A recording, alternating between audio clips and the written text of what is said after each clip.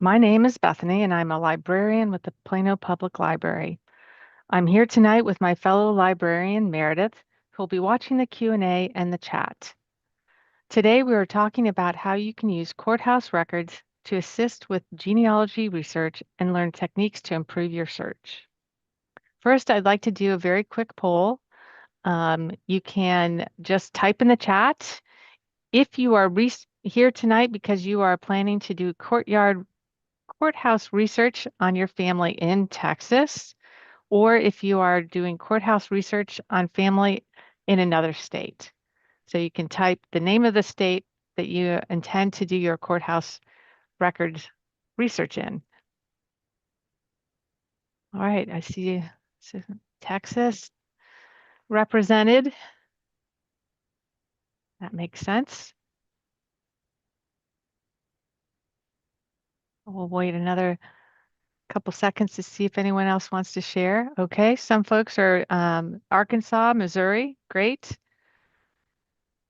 New Hampshire, nice. You're welcome to continue sharing and in the chat the state or states that you're going to be doing research in. I did want to let you know that even though I might talk more about courthouses in Texas, don't worry. If you are researching family who aren't from Texas, you will still be able to use these strategies that we're learning tonight to do your research in other states. And my next poll is, have you ever gone to a courthouse to research your family history?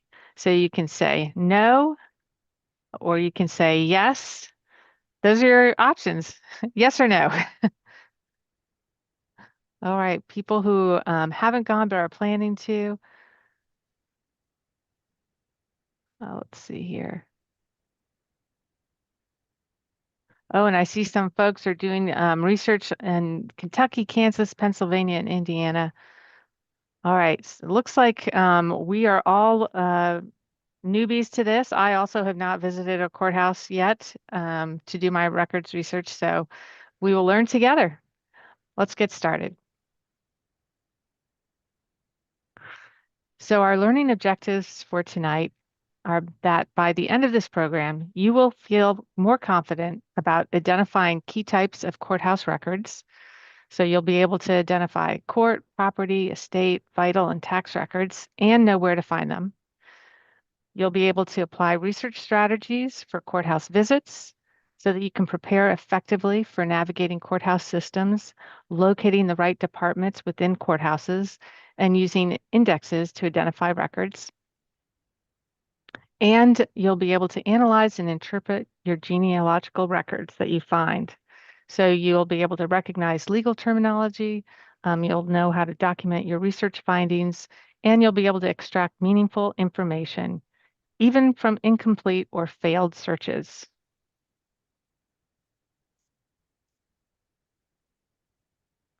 So getting started. First, we're going to talk about where county courthouses are located and the types of documents and records that you can typically find in them. Surprise, surprise, the county seat is where 99.9% of county courthouses are found. That may or may not surprise you, but it's kind of in the name, county courthouse.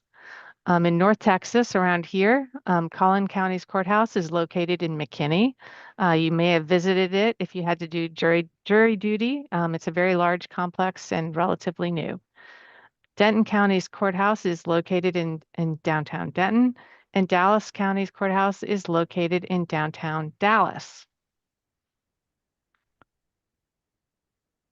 So what types of records will you find at a county courthouse? You'll find any sort of record that went through the court system, and that will result in records being found in the courthouse. So we're going to start by talking about county court records. These can be some of the county court records that can be found in the county courthouse are naturalization applications, pension affidavits, divorce filings, or separation or paternity claims. And who will be listed in these documents? Jurors, witnesses, victims, defendants, possibly plaintiffs in civil or criminal cases. So how can you find if your ancestor is in any of these documents? Your family member might have been a plaintiff, defendant, or a witness in a court case, and records of these cases will be in the courthouse. Courthouses will have indexes to these records, and these indexes typically will just contain the names of plaintiffs and defendants, but sometimes they include the names of other people involved, like witnesses. We'll talk more about indexes and how to use them a little bit later in the program. So where will you find these documents at the courthouse? The county court records are located in the county clerk's office. The county courthouse may have a clerk of the county court office and a county clerk, and we'll get into the differences between the two in a little bit. Next, we're going to talk about property records. Property records are created whenever there's a sale or transfer of personal property and land. This is often done at the county level, but be aware of state land states. If you're doing research in a specific state, it's helpful to do a little back research and figure out if it was originally a state land state. State land states mean that the land was first purchased from the state, not from another individual. If your ancestor got their property directly from the state, those records are typically going to be found on a statewide level. Some states did require a patent to be filled out at the county level as well, once the land was purchased from the state, but that's not consistent. So if you determine that your ancestor's property was purchased directly from the state that their property is located in, you'll want to check the relevant state agency responsible for land management and records. This may be a state land office, a general land office, or something similarly named. And if you're looking for deed books, you'll typically find them in the recorder's office for the county that the property is located in. If you're looking for an ancestor that was an enslaved person, remember that slaves were considered personal property and those records are typically kept in the county courthouse. If you're interested in learning more about researching African American ancestry, check out our African American Genealogy Resources webinar on the Genealogy Center's YouTube channel. Is Texas a state land state? I would have to double check on that. I want to say no. I feel like the state land states were the original ones on the East Coast and those early southern states. So that's a great question, and I will find out.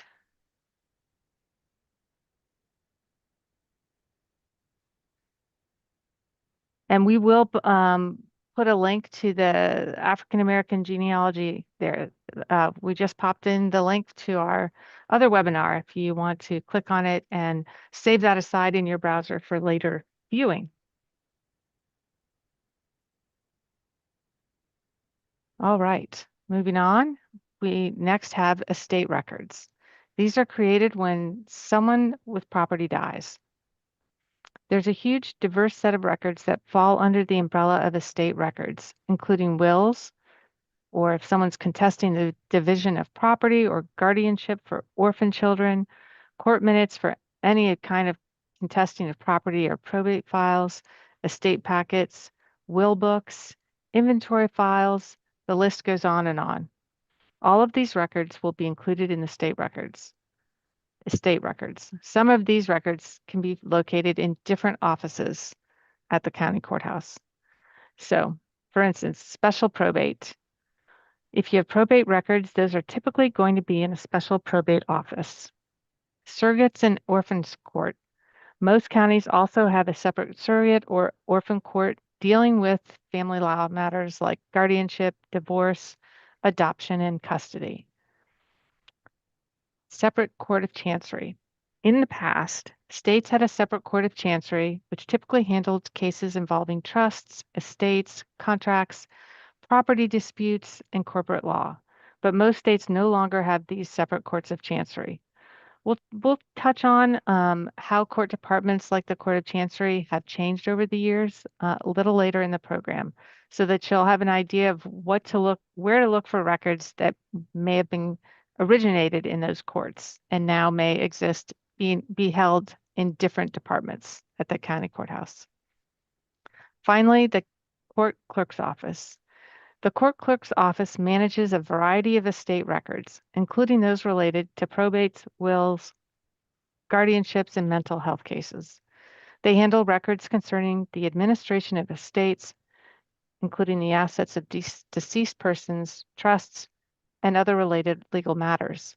They also receive and store wills, which are held until the death of the testator.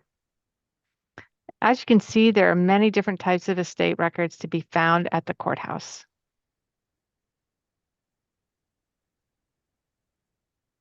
Next up, vital records. These are probably going to be the genealogical records that you are most familiar with, aside from, say, the census. The birth, death, and marriage records. These vital records include birth, death, and marriage records. Birth and death records were not required until the 20th century, which is when we started to really keep those records at a state or county level. So, for instance, my grandmother does not have a birth certificate because when she was born out in the country in Michigan, that was not something that was required. So she got to choose her birth date. Lucky lady. Um, you can contact the county clerk's office. Sometimes marriage records are kept in a town versus a county, so you might want to do some historical research and figure out where those records would have been kept for the area that you are interested in. But generally speaking, marriage records are kept at the county level. And it's a good idea to contact the county clerk's office to see about the availability of these sorts of records, these vital records, because sometimes they will only have them going back for a certain time period, or they will only allow them to be accessed after a certain time period has passed. So, for instance, typically this time period occurs once the subject of the record is no longer living. Oops, oh my goodness, so sorry. Bad scrolling. Okay, our final type of record that we're going to talk about are tax records. This last type of record is typically going to be found at your county courthouse, and tax records are the least utilized, but potentially the most valuable genealogical record that you'll find. So it's really good to know about them. Tax records include the head or poll tax. This was a common type of tax record that you might find at the courthouse. These were assessed on males, typically white males above a certain age. The head tax was both for personal property and land, so you'll sometimes find land records in the tax records as well as the property records. This could include the amount that the land was taxed, the value of the property, the location, and who the neighbors were if there were any. Since families often lived really close to each other, you can sometimes find other ancestors in tax records for the person that you're searching on. You may also be able to see if there were any ancestors or family members living in that region as well. So tax records are a really good resource that you may not have known about. Oh, and it looks like Texas is a state land state. Thank you, Meredith. Um, So lastly, ask where records are stored at the county taxation or tax assessor's office. Tax records may be stored at different places at the county courthouse. Tax records are typically either stored at the county taxation or the tax assessor's office. So here in Collin County, the tax assessor is Scott Grigg, who has offices in McKinney, Plano, and Frisco. And for Denton County, the tax assessor is Dawn Way, and she has offices in Denton, Carrollton, the Crossroads, Louisville, Frisco, and Flower Mound. So call ahead to know which office will have the records that you're looking for and save yourself driving all over the place. So does anyone have any other questions related to what we've just gone through? If you think of something, you can always pop it in the chat or in the Q&A. All right. One last thing about Collin County. We did want to make you aware of Collin County, the Collin County Clerk's Genealogy Corner on the Collin County website. Collin County and the county clerk at the courthouse have worked really hard to make it super easy for you to do your family history if your family is from Collin County. And you can see all of the resources that they have on their website. The Genealogy Corner website includes birth indexes for 75 years or older, school census records back to the 1940s, marriage indexes from the mid 1800s to current, and death indexes over 25 years old. The website also includes a history of Collin County, biographical sketches of men and women from Collin County who served in World War II, and other trivia about famous people from the area. So if you go take a look, you might dig up a clue that you didn't know about Collin County, or if your family is from here, you might find them mentioned. And it looks like Meredith has put a bunch of good links to what I was just talking about. And we also have, you can see their email on the screen or their phone number if you want to call them directly, or simply go to their website. Um, the Collin County Clerk also has a web page devoted to marks, brands, and tattoos online. That sounds like something that is probably not what you think it is, but it's all about cattle brands. So if you are from Texas and someone in your family, you find someone has kept a drawing of a cattle brand and you want to know who in the area it belongs to, you can find it on the Marks, Brands, and Tattoos website of the on Collin County website. So that's kind of a cool thing. Um, and also another really cool feature on the Collin County website is information about historical markers in Collin County. And on the Historical Markers webpage, they include a link to the Texas Historical Commission's Texas Historic Sites Atlas. And you can use this atlas to search for cemeteries as well as other interesting historical markers. I used it and learned that Collin County has 184 recorded cemeteries. Pretty cool. You can also use it to search for courthouses. So if you wanted to find out what the courthouse for a particular Texas county was, this will be the place to do it. And I see we have a question. Do you know if other counties have this type of genealogy center specific information? I don't know, but you ask a great question.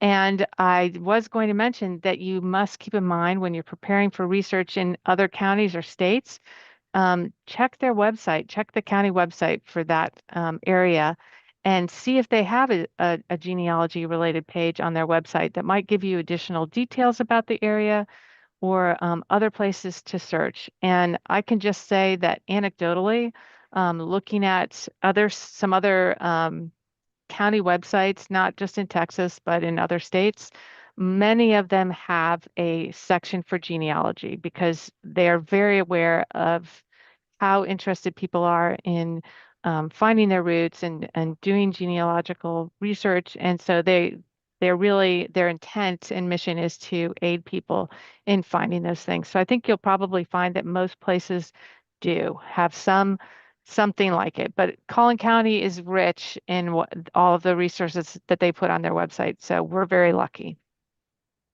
So thank you for that question. All right. And we do Uh-huh. have a question in the Q&A. Would there be any records of properties being rented versus purchased and owned?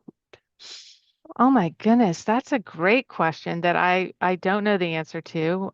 We will have to research that one and update our presentation for the next time. Um, there might be. I don't know the answer. So that's a great question. Thank you. I think that it's probably, my guess is no, because it's not money that's being yeah, my instinct is to say no, but I don't know. So I'll definitely we will take a look, and you'll have to come to the next um, courthouse records webinar when we have it again. We usually do it once every year or two. So looking forward to seeing you back. Okay. Now that you know the types of records that you can expect to find at the county courthouse and where to find these records, let's take a look at some strategies for getting the most out of your research time. First thing that you should do is determine where you need to search. A good place to start is with the county your family lived in or died in. And be aware that counties change over time. So here's a great example right here in Texas. In 1852, as you can see from that illustration, Texas had 72 counties. And then since 1975, Texas has had 254 counties. So that's a very big change in just a little over 100 years. Basically, the current county that your ancestors were born in, lived in it, and died in may not be the same county that existed when they were living. So just have that awareness. And in fact, we call those original counties parent counties. Parent counties are the original counties in a state. These are historical counties that were divided as population grew. And you can see that the whole region of West Texas, that includes Amarillo, Lubbock, Odessa, it stretches all the way down almost to Austin and San Antonio, is now many, many different counties. So in 1852, there were just a couple big ones, and then they all got subdivided. What's important to know about this is that the records for parent counties typically stayed at the courthouse where they were originally created. And there's a great online resource provided by the Newberry Library in Chicago called the Atlas for Historical County Boundaries. And you can go to this website and look up whatever state you're trying to search in and find out what county your ancestor would have been in. Records for counties will typically stay at the courthouse where they were created.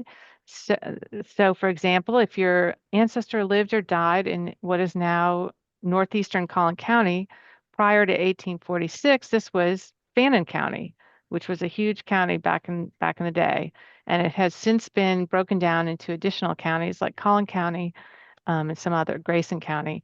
So your ancestors' records will likely be found in the Fannin County Courthouse if they lived in northeastern Collin County.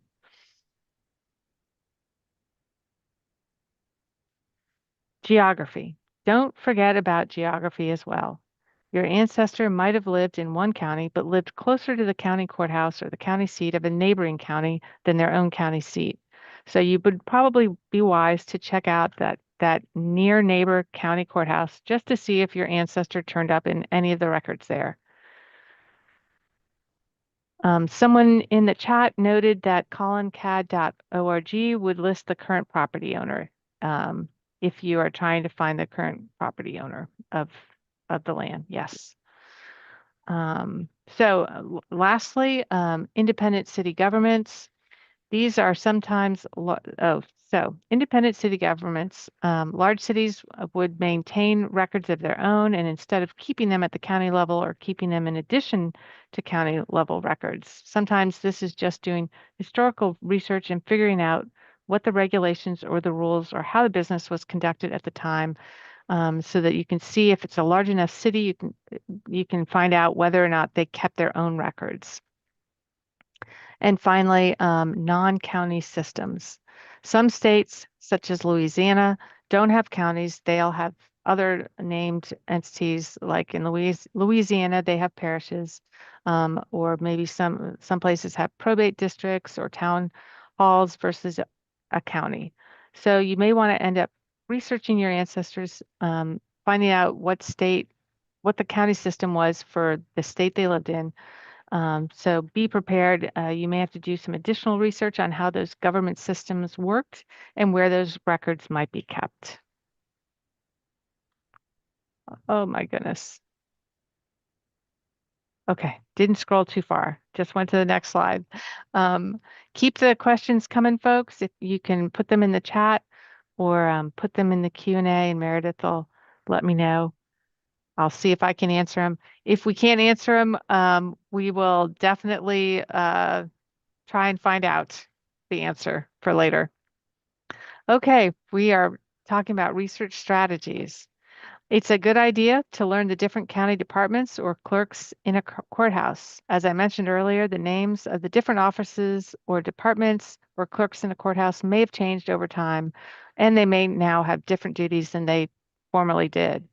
So we're going to talk about the evolution of departments and the responsibilities of specialized county courts, departments, and positions over time. So you'll want to learn what all the different county departments or clerks do in the courthouse. For instance, the clerk of the county court is different than the county clerk. In most counties, the county clerk is the primary officer responsible for maintaining court records, overseeing elections, while the clerk of the county court manages the day-to-day operations of the court, including processing documents and collecting fees. In some counties, the county clerk may also serve as the clerk of the county court. It just depends. So doing some research ahead of time and knowing which offices you're going to need to look in for specific records is a good strategy. A really great bit of advice is to check the county website. We kind of touched on this already, but if you are going to be going to the courthouse of a particular county, search online first to see if they have a website. And you can check the county's website to figure out what the different departments are, what their responsibilities are. They will be very specific in describing what they do.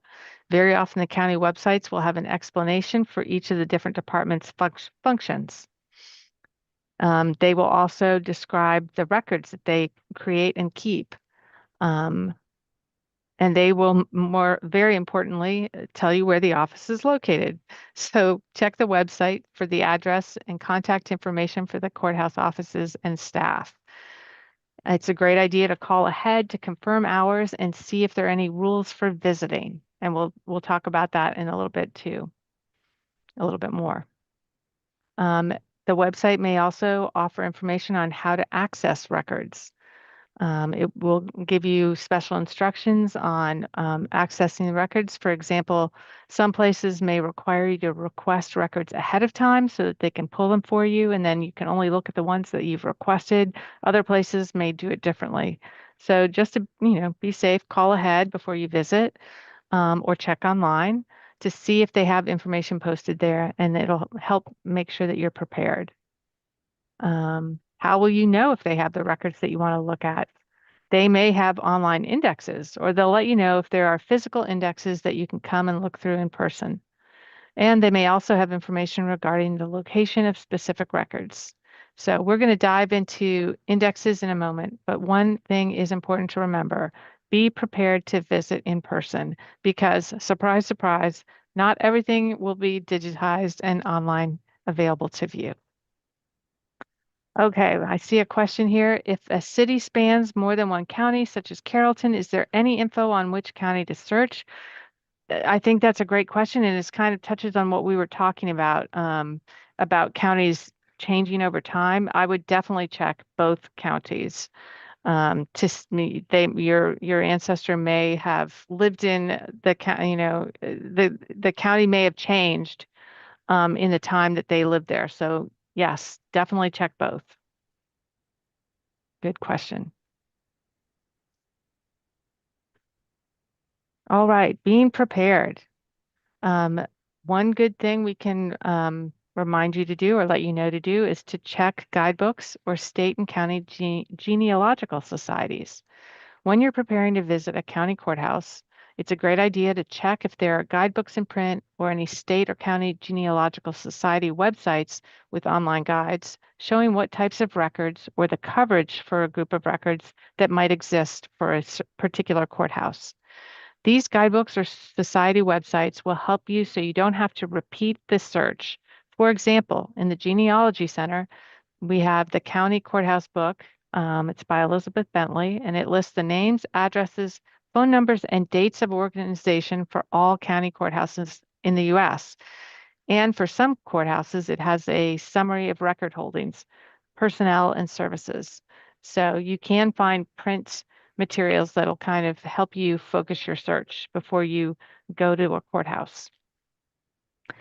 And as I noted on the last slide, call ahead to confirm hours and visitor rules. So what might a visitor rule be talking about? You might want to ask if you can handle materials. Sometimes there's rules in place that say, no, you can't handle things. Maybe you can only view things on a computer. So it's a good idea to know before you go. What are you allowed to bring with you? Can you bring a camera with a flash? Can you bring in a laptop? These are questions that you'll want to ask.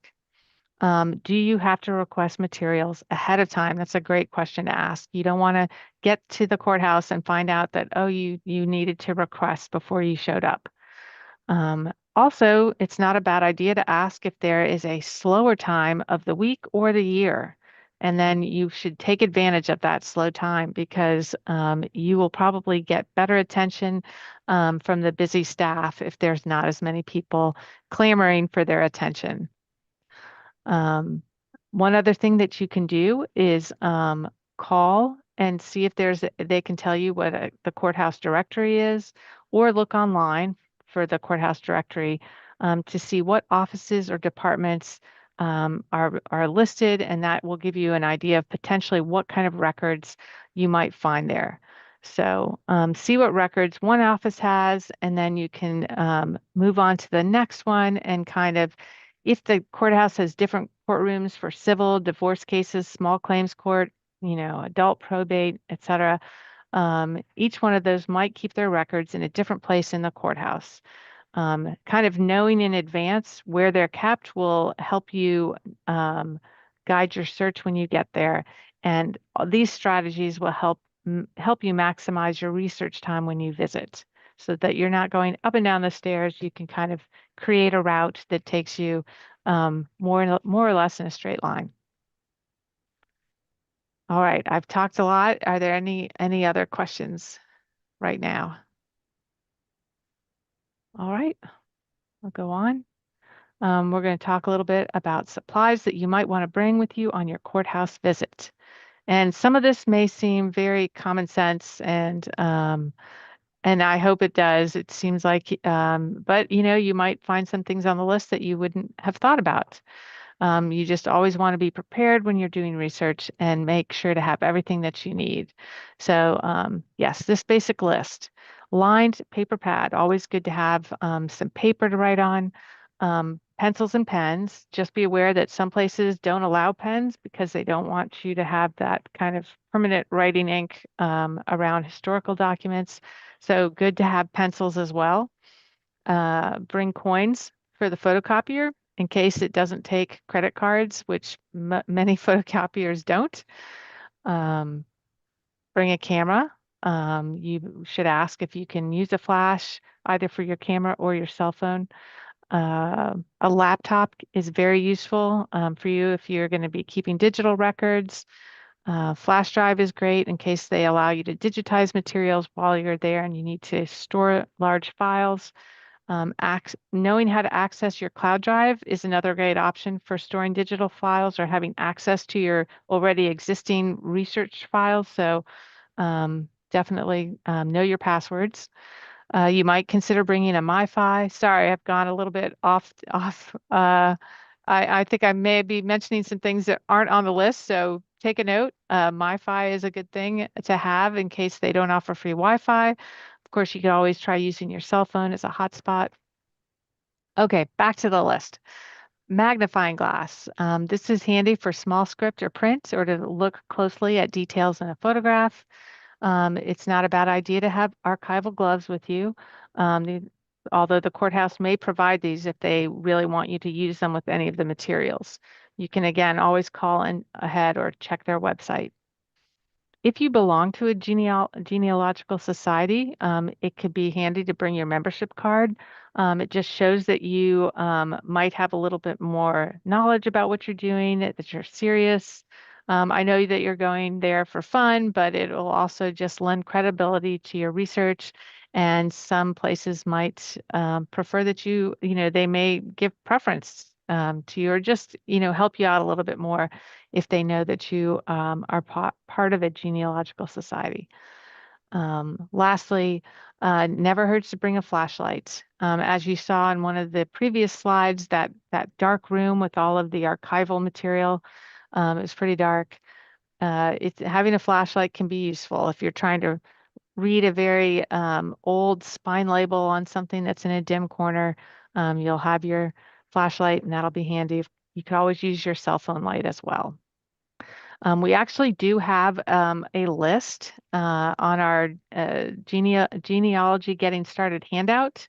That handout has a lot of other great getting started information, and you can access that on our website.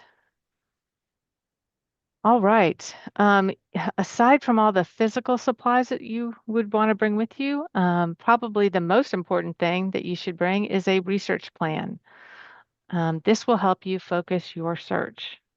So write down your goals for research. This can include which person or persons that you're researching.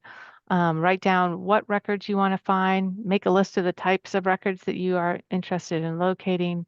And it's a great idea to have a summary of family listings. So make and bring a summary of the family relations to the person that you want to research. Having this summary of related family members will help in case you do come across information on one of these relatives. Even though it's not the person that you're focusing on, you'll at least know that these people are related, and that will help confirm that you're on the right track with the person that you're researching. Plus, you'll want to note that you might want to come back and do additional research on that other family member at some point. So having a research plan will help keep you on the right track and hopefully will help you not get too overwhelmed by all of the information that you're coming across. All right.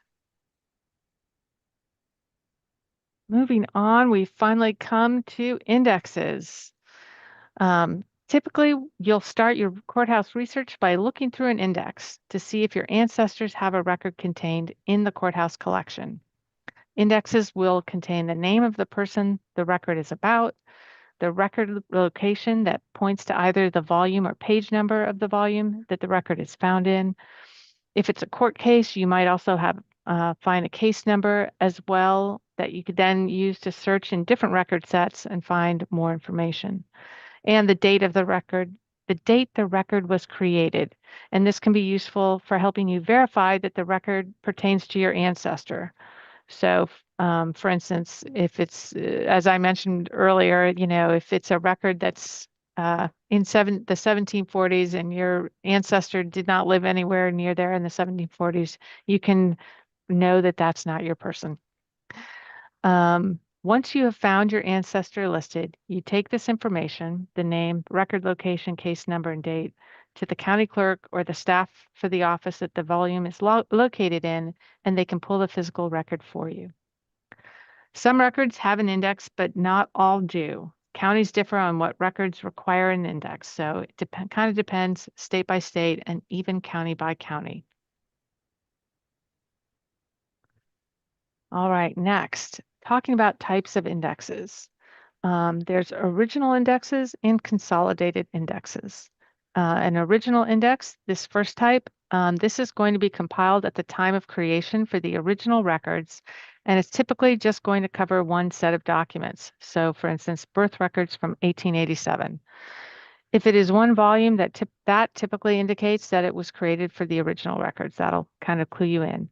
This index will include information to look up who was born in that year, and it will probably provide record locators that will enable the clerk to pull the original document, for instance, a birth record for a particular person from that year. Consolidated indexes, as you can see, this is an example of, these are going to be compiled after the creation of the original records, and they'll combine several types of records into one index. This is a consolidated index from a law firm, so it's going to include court cases over a period of time. You can see this is for volumes 1 through 160, where each one of those volumes would have been an original index, and now all those separate indexes have been compiled into one giant consolidated index that you can spend a lot of time browsing through. So where might you find these indexes aside from the county courthouse? Many genealogical society websites will have indexes of what different courthouses are going to have. We're going to drop a link in the chat for the National Genealogical Society's website. You can use this website to dig down for individual societies in the area that you're researching. You can also take a look at Family Search, US GenWeb, and RootsWeb, which are all well-known genealogical family history research websites. You can take a look at those different websites and see what indexes they have that are available. Another website you're probably familiar with is ancestry.com. Here at the library, if you have a library card with us, you can access Ancestry Library Edition at any of our 5 locations. Anyway, they also will have some indexes. For instance, they have the Texas Death Index and the Texas Marriage Index. Certainly take advantage and search online sites first. If you can't find the indexes online, of course, the courthouse is going to be the next place to look. Um, as we've already mentioned a bunch of times, check the county website first to see whether their indexes have been digitized and are online, or if they indicate that you're going to have to come in and page through the big bound paper volumes. A really good tip is to make sure if you are going through the physical index to go through it page by page.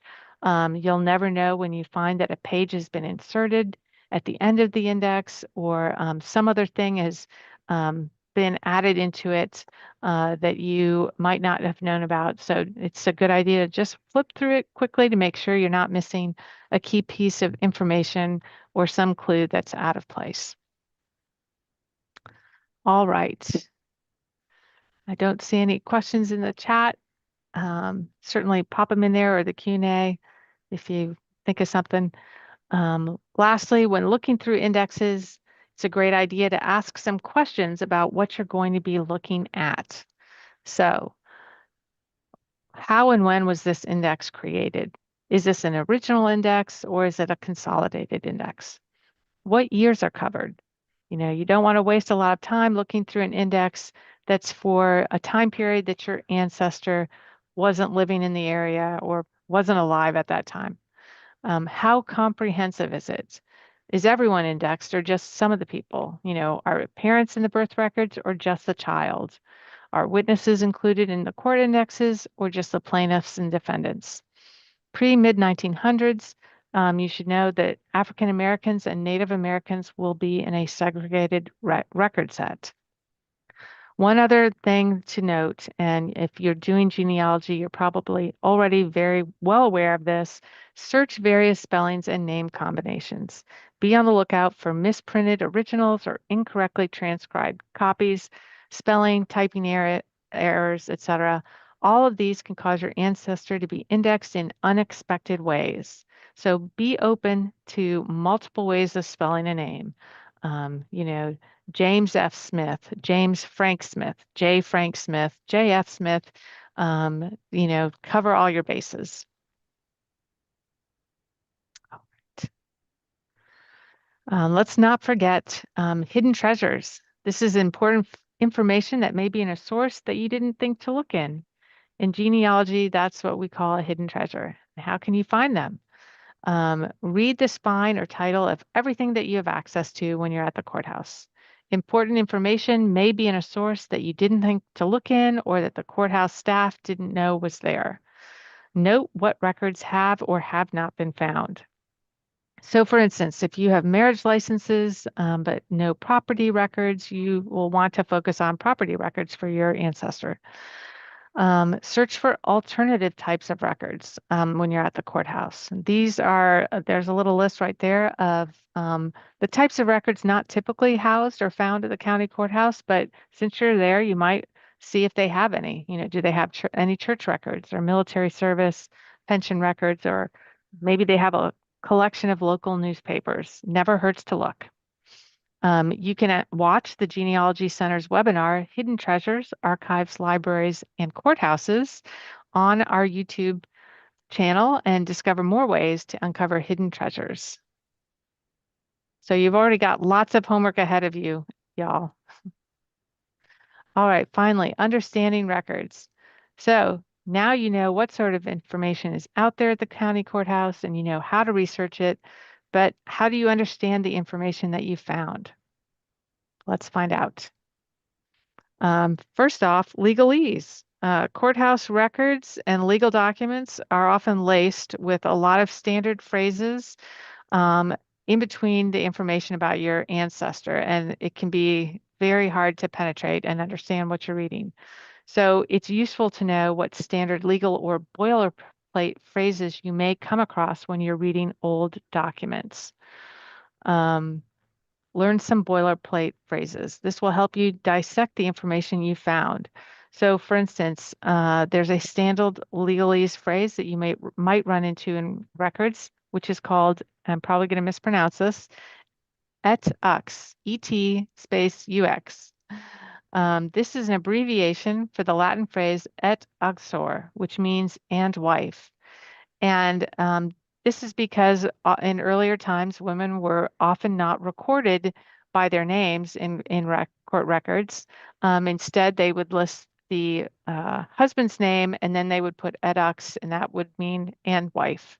So the women in your family tree may not always be listed with their first name. You may only find their husband's name and this other Latin phrase that indicated they were married.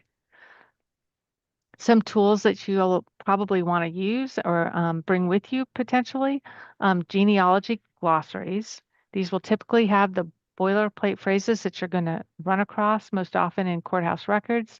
So it'd be a handy thing to have or look for one online. And also a law and or legal dictionary. If you're doing research and you keep coming across a phrase or a mention of a law that you don't understand, you might want to consult a law or legal dictionary to help explain what that means. And the library does have a circulating copy and two non-circulating copies of Black's Law Dictionary. So you can take a look at that to help you decipher legal documents as you come across them. All right, you've done all this research, you've traveled, you've done a great job, and now you're starting to have results. Let's talk about that. First off, just be aware unsuccessful searches can be as helpful as successful searches in finding records, or at least in understanding your research. So, how can that be? Well, you don't want to keep repeating research that you've already done or that someone else has already done, like in your family. So if you searched and you've gone through records, deed books, marriage indexes, etc., and you haven't found your ancestors in those records, make a note of it. This will save you from searching those records again. That's a very big, important point. Summarize important details of the information that you come across. Have a document where you can record all the results in one place as an easy reference guide for yourself. For example, in the research log that's pictured on the right here, there's a place where you can put the date that you searched, the volume, the title of the volume looked in, what the source is, what type of record it is, and then other important details about what you found. So you can have this as a ready reference document. It's easy to refer back to. And as far as analyzing records, think about what does this record give you to continue your research? When you looked at this marriage certificate, did you discover a new name? When you looked at this land record, did you discover a date that you didn't know of? Or maybe you confirmed that someone was living in that area at the time that you thought that they were. So be asking yourself, what's new that I'm finding and else can I keep searching? What can it help me search for next? And don't forget, ask help from an expert if you're having trouble analyzing what you found. Um, if you think that you found something that's important, ask someone, ask at the courthouse if you're still there. The staff may have a very good idea about what it is. They're probably very familiar with the documents that you're looking at. They can help you decipher what you're looking at. And you can always email the genealogy team here at the library if you find something that you think is significant, but you're not sure what it means. You can email our team at genealogy@plano.gov, and we'll take a look and see what sort of information we can help deduce from that document for you.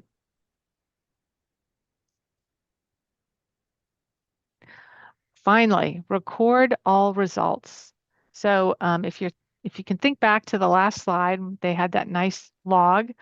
Let's pretend that we are looking at the results that someone jotted down for an ancestor named Adams using that log from the previous slide. What do these notes mean? Our researcher looked at the deed index books for somebody with the last name of Adams. And the first deed book had a listing, so they copied it and they made a note of that. The second book didn't have anything, so they've noted that there's no listing there. The same with the survey books. The first one didn't have an Adams listing, the second one did, but not an index. So they did a page by page search, flipping through to confirm that there was nothing in there.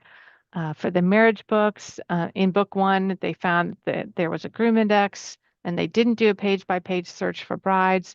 So if they were to go back later and look at their notes, they might realize, okay, I can return at some later date and do a page by page search for brides in the index. In marriage book two, they did have a bride and groom index, but part of the names were unreadable. So maybe that's when having that magnifying glass would be a handy thing to have so that it will be easier to read.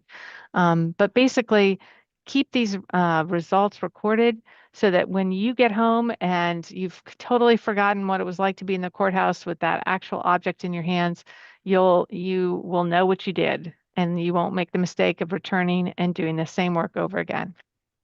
Keeping track of your results and the non-results will help your future research. All right. Again, if anyone has a question, you can pop it into the Q&A or you can pop it into the chat.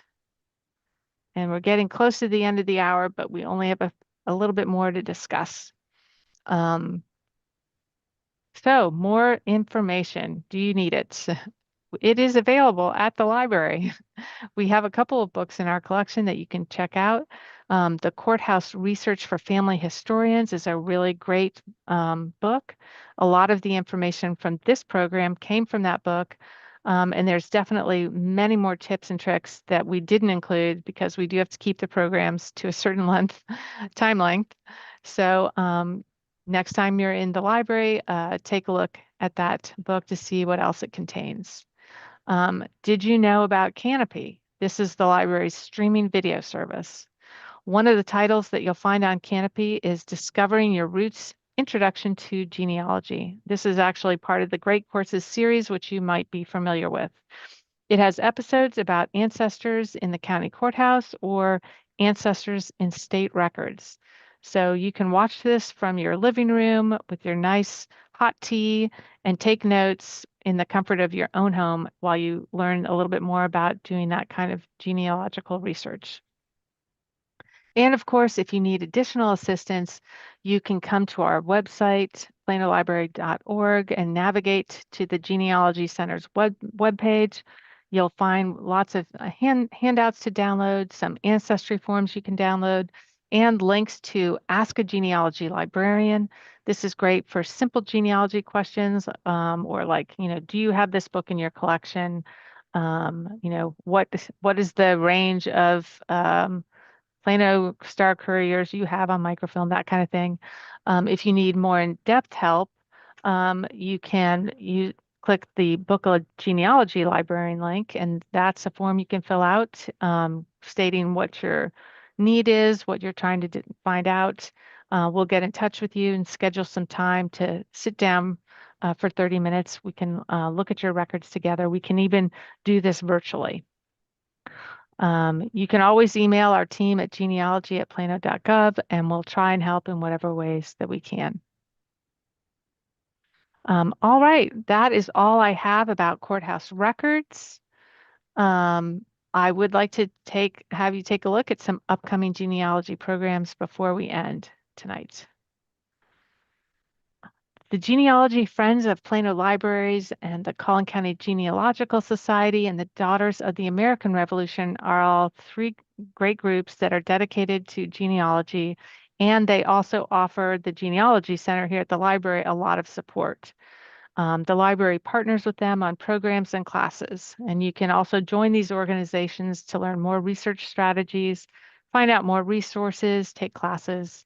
So the Genealogy Friends of the Library, they offer 2 genealogy programs at the library. The DNA Forum, where you can come and discuss and explore the use of DNA and genealogy research, and the research at the library. This is great if you've hit a brick wall with your research and just need a little extra help, they can help.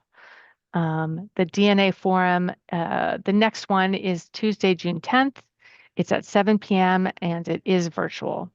And then the next research at the library program is Saturday, May 3rd at 10:30. That's here at Haggard. You don't have to register in advance for that. You can just come to the library. The Daughters of the American Revolution, they can help teach you the steps to start your application for joining the DAR. They will be here next on Saturday, April 26th. I think that's this coming Saturday at 10:30, and that will be at Haggard Library as well. And the Collin County Genealogical Society hosts free monthly educational programs at the library, and you can attend these in person or virtually. So if you want to see what their slate is like for the 2024-2025 programming season, you can check their website. But just know that their next program is on Wednesday, May 14th. It's called Know Your Location Case Study, Northeastern Canada and the USA.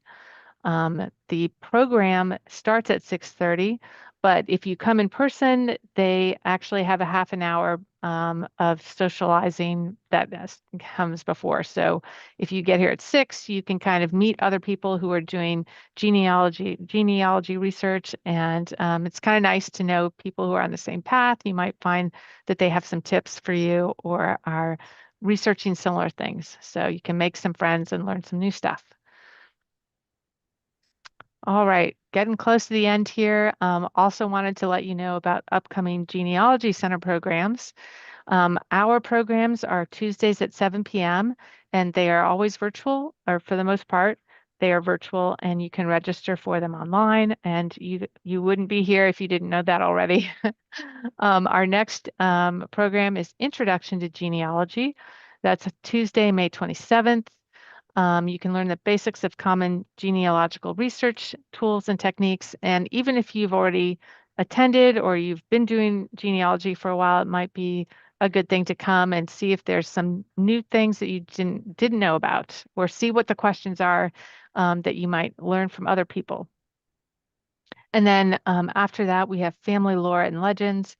That's Tuesday, June 24th.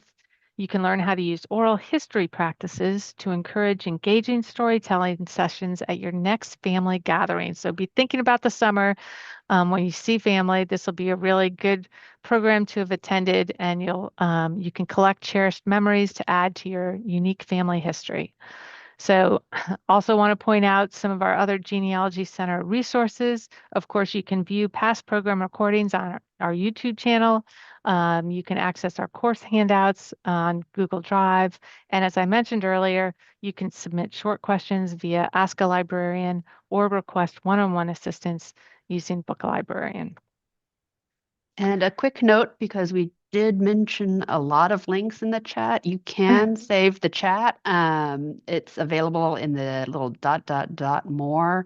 And then the top thing is save chat. So that'll allow you to save the chat for future reference for all of those handy links that we dropped in there. Oh my God, Meredith, thank you for mentioning that, because I'm sure people were not spending their whole time clicking on the links. And so it's good if you can save them. That very good advice. Thanks, Meredith. Any other questions before we end? I'm just going to go to the last slide. It does have our website on there. Again, if you didn't already know it. I want to thank you all for joining us tonight. Thank you for your good questions. We will be looking into the ones that we couldn't give you answers for. Find us again the next time we have Courtyard Records, and thanks for attending. That concludes our program.